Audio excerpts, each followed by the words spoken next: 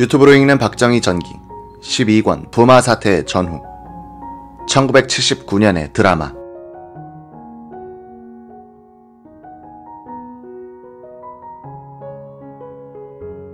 (1979년 10월 16일) 저녁 부산국제신문 사회부 전화는 불이 났다. 오늘 데모 난 것 압니까? 예. 왜 데모 기사 안 났죠?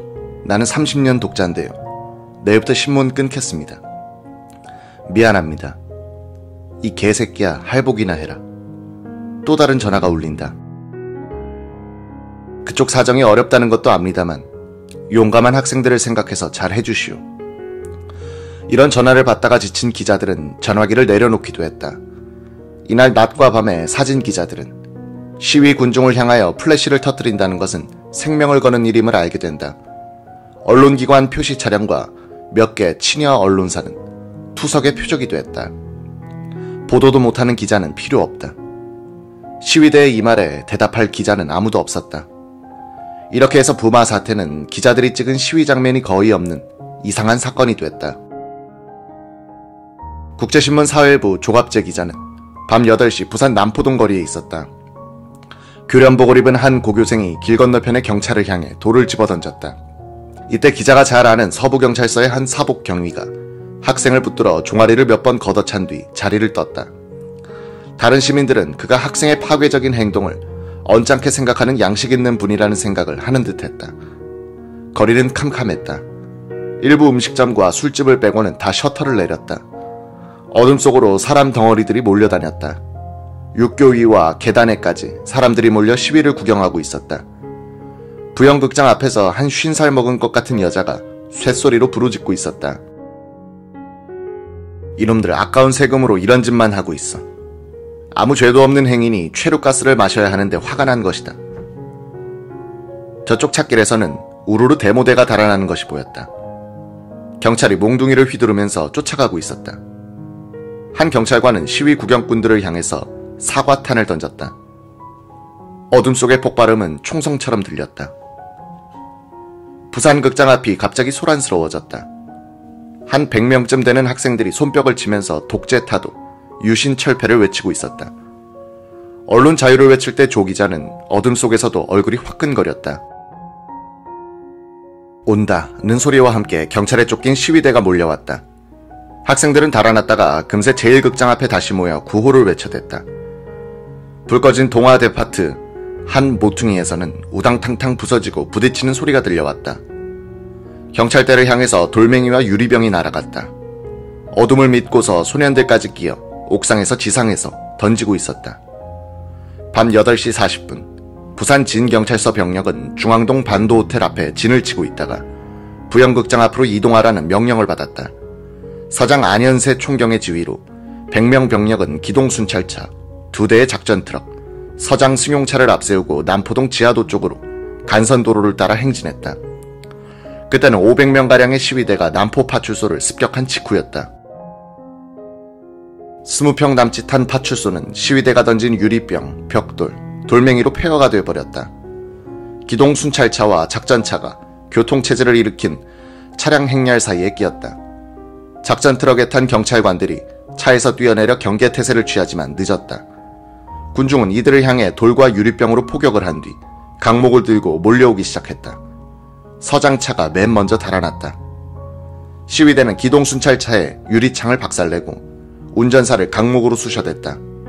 다른 무리는 차를 뒤엎으려고 차체를 들썩들썩거렸다.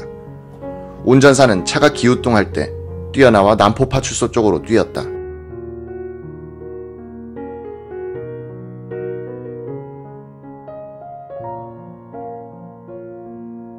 시위대는 순찰차를 모로 세웠다. 기름통에서 휘발유가 새나왔다. 누군가가 성냥불을 당겼다. 펑. 폭음과 함께 부산 1가 1163 포니는 불길에 휩싸였다.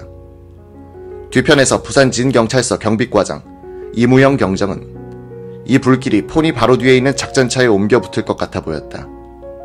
이 엘리트 학사 경정은 30명의 부하들을 돌아보면서 나를 따르라고 명령하고는 작전차를 향해 뛰어갔다. 그를 따르는 부하들은 아무도 없었다. 이 경정은 작전차 운전석으로 올라갔다. 핸들이 뜨끈뜨끈했다. 차를 뒤로 빼려 했으나 고장이 났는지 말을 듣지 않았다. 이때 시위 군중이 작전 트럭으로 몰려와 차 위로 기어올랐다. 이경정은 운전석에 갇혀버렸다. 대모대는 차 위에서 쿵쿵 발을 굴러댔다. 그들은 강목으로 운전석 뒤 유리창을 깨고는 이경정을 들쑤셨다. 그는 운전석 양쪽 문을 잠그고는 뒤통수를 감싸고 쪼그리고 앉았다. 군중은 트럭을 뒤엎을 모양이었다. 꽁무니를 들었다가 놨다가 하는 것이었다. 이때 한 40살 되어 보이는 사람이 운전석 옆 창문을 두드렸다. 내가 책임질 테니 나오시오. 정말입니까? 안심하고 빨리 나와요. 차가 넘어갑니다. 이경정은 창문을 열고 뛰어내렸다. 그 시민이 이경정을 안다시피 하여 어두운 골목으로 끌고 갔다. 그러면서 모자와 웃옷을 벗겼다. 런닝셔츠 차림이 된 이경정은 고맙다는 말만 남기고 길 건너편으로 뛰었다. 펑. 작전차에서 불길이 솟아오르는 것을 그는 어깨너머로 쳐다봤다. 부산 진경찰서 소속 부산 7가 1335 작전차에서 불길이 치솟았을 때 조갑재 기자는 그곳에서 한 100m 떨어진 부영극장 앞 육교 밑에 있었다. 폭음과 함께 치솟은 불길은 한 30m쯤 올라갔다. 사방이 환해졌다. 이어서 최루탄 쏘는 폭음이 터졌다.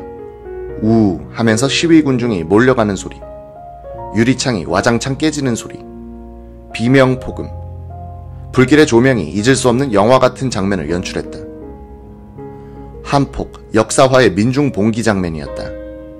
암흑의 도심지에서 경찰 작전차가 뒤집히고 화염에 휩싸이는 장면은 30대 중반의 사건 기자로 하여금 무심코 이런 말을 하도록 했다. 한 시대가 넘어가는 것인가. 곁에 있던 선배 기자는 1960년에 3.15 마산 의거를 취재한 분이었다. 그가 말했다. 아무래도 예감이 이상해. 적어도 내일은 위수령이야. 이날 아침까지만 해도 박정희 정권은 바늘 하나 들어갈 틈이 없을 정도로 완벽한 체제였다. 대학교에서 학생이 벽에다가 반정부 낙서만 해도 경찰이 찾아내어 구속시킬 정도였으니 도심 시위는 물론이고 학내 시위는 생각할 수 없었다. 그런데 부산대학교에서 오전에 시작된 시위는 오후엔 도심지로 번져 시민들이 가세했고 밤에는 드디어 파출소를 습격하고 작전차를 불태우는 소요 사태로 확대됐다. 적어도 부산에서는 박 정권이 하루 사이에 무력화되었다. 이날 사태의 충격은 시위의 규모나 강도가 아니었다. 완벽하게 보이던 유신체제에 대한 상상을 뛰어넘는 일격이 연쇄 반응을 부르는 충격파가 된다. 학생들뿐 아니라 중산층과 저변층이 가담한 민란 형태의 소요는 1961년 박 정권이 출범한 이후 처음이었다. 1964년 6월 3일 비상계엄령을 부른 서울의 한일회담 반대 시위도 대학생들이 주력이었지. 일반 시민의 참여는 거의 없었다. 부산은 박 대통령이 한때 군수기지사령관으로 근무했던 곳이 아닌가. 자유당 정권 타도를 계획하고 있던 박 소장은 4.19 때는 부산지구 계엄사령관으로서 시위대에 호의적인 태도를 보였던 인연이 있다. 그 부산에서 일어난 대시위는 박 정권엔 무엇보다도 심리적인 대타격이 되었다.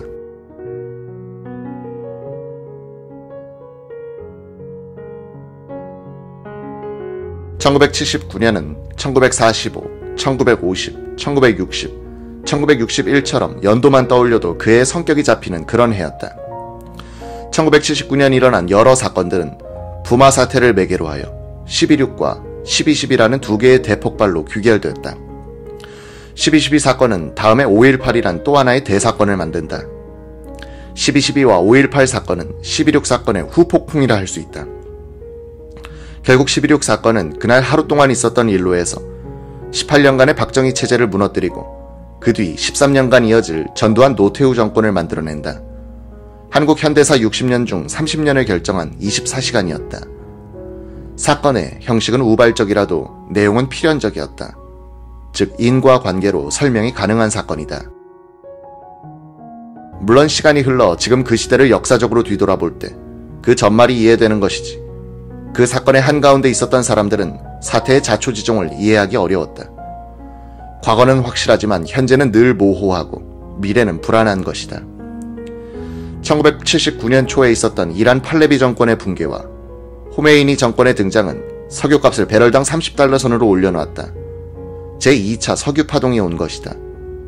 1973년, 1974년의 1차 석유파동 때 박정희 정부는 버려놓은 중화학공업 투자 계획을 접지 않고 오히려 호랑이굴로 들어가 호랑이를 잡는 식의 과감한 중동 건설 시장 진출로 이 위기를 전화위복의 계기로 삼았다. 1977년이 가면 중동에서 벌어들인 외화로 중동에서 석유를 사오고도 남을 정도가 됐다. 1979년의 제2차 석유파동은 1차 위기 때처럼 석유를 구하기 어려운 상황을 만들지는 않았으나 정치 안정기였던 1차 위기 때와는 달리 국내 정치 위기가 맞물려버린다. 경제 위기와 정치 위기의 결합이 부마 사태를 거쳐서 11.6 사건으로 폭발하는 상황 전개의 밑그림이었다. 박 대통령은 1975년 4월 월남 패망 직후 국민들이 안보에 불안을 느끼는 분위기를 이용하여 긴급조치 9호를 선포함으로써 야당, 언론, 학생, 재야운동권의 도전을 봉쇄할 수 있었다. 1978년 말까지 계속된 4년간의 정치 안정기에 박 대통령은 정치 비용을 최소화하여 국력을 조직화하고 능률을 극대화할 수 있었다. 그는 이런 효율적인 유신체제를 이용하여 수출 확대, 중화학공업 건설, 자주국방력 건설, 새마을운동, 중동 건설 시장 진출을 성공시켰다. 수출 100억 달러, 1인당 국민소득 1000달러라는 목표는 3년 앞당겨 달성됐다. 아파트와 마이카 시대가 열리고 중산층이 두터워지기 시작했다. 자신감이 붙은 박 대통령은 1978년 12월 12일의 총선거에 관권 개입을 금지시켰다. 공정하게 치러진 이 선거에서 야당인 신민당이 여당인 공화당의 득표율로는 1.1%를 앞섰다. 1976년부터 중도 통합이란 온건 노선으로 신민당을 이끌었던 이철승 총재는 그러나 자기 성공의 희생자가 되어버린다. 이 총재는 안보 분야에서는 박 정권에 협조하되 국내 정치 분야에서는 경쟁한다는 소신으로 야당을 이끌면서 12.12 총선에 선전을 가져왔으나 이 총선 결과는 이 총재의 온건 노선을 침몰시키고 김영삼, 김대중 세력의 강경 노선을 강화시킨다. 12.12 총선을 패배로 보지 않았던 박 대통령도 공화당 내 인책 여론에 밀려 청와대와 내각의 중심 인물들을 교체한다. 공화당이 선거의 패인으로 분석했던 부가가치세 도입을 주도한 것은 김정념 경제팀이었다. 김정념 비서실장은 9년 동안 사실상 경제팀의 수장이었는데 남덕우 경제부총리, 김용환 재무장관과 함께 물러나고 신현확 경제부총리 팀이 들어섰다. 이 새 경제팀은 성장 위주의 경제정책을 숨고르게 하려고 했다. 이 인사의 핵심은 김정념이 물러난 자리에 김계원 씨가 들어온 일이다. 김정념 씨는 도승 지역에 충직하면서 내각과 권력기관이 원활하게 돌아가도록 하는 윤활유 역할을 했었다. 그렇게 할 수 있는 행정 능력과 생활 철학을 가진 사람이었다. 김계원 씨는 인간됨은 유순했으나 비서실장에게 요구되는 행정 및 조정 능력이 부족했고 대만 대사로 7년간 한국을 떠나 있어 무엇보다도 국내 정세에 어두웠다. 그는 그 9년 전에는 중앙정보부장직을 감당할 수 없어 1년 남짓하다가 교체된 사람이었다. 그런 김 씨가 사양하자 박 대통령은 국정은 내가 다 할 터이니 말동무나 해달라고 하면서 비서실장에 임명했다. 이 인사는 박 대통령이 밀려오는 파고 앞에 서서 긴장이 풀려 있었음을 짐작케 한다. 김계원 비서실장이 부임한 지 한 달도 되지 않아 벌써 권력의 핵심부에서는 균열이 생기기 시작했다.